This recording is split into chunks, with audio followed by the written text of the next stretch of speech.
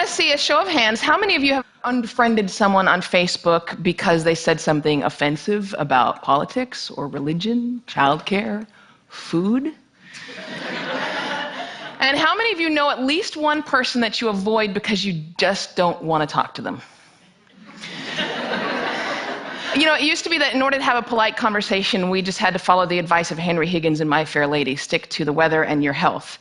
But these days, with climate change and anti-vaxxing, those subjects are not safe either. So this world that we live in, this world in which every conversation has the potential to devolve into an argument, where our politicians can't speak to one another, and where even the most trivial of issues have someone fighting both passionately for it and against it, it's not normal. Pew Research did a study of 10,000 American adults, and they found that at this moment we are more polarized, we are more divided than we ever have been in history. We're less likely to compromise, which means we're not listening to each other, and we make decisions about where to live, who to marry, and even who our friends are going to be based on what we already believe.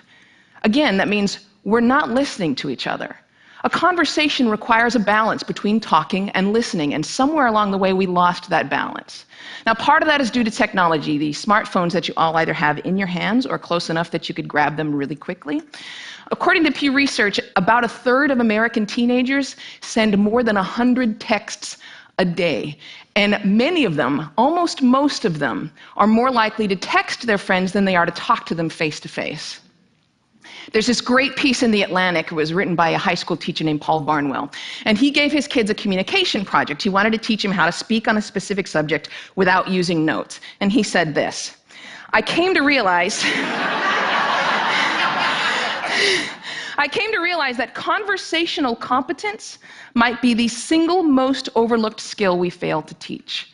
Kids spend hours each day engaging with ideas and each other through screens, but rarely do they have an opportunity to hone their interpersonal communication skills. It might sound like a funny question, but we have to ask ourselves, is there any 21st century skill more important than being able to sustain coherent, confident conversation? Now, I make my living talking to people. Nobel Prize winners, truck drivers, billionaires, kindergarten teachers, heads of state, plumbers. I talk to people that I like, I talk to people that I don't like, I talk to some people that I disagree with deeply on a personal level, but I still have a great conversation with them. I cannot tell you how many really important people have said that listening is perhaps the number one most important skill that you could develop. Buddha said, and I'm paraphrasing, if your mouth is open, you're not learning.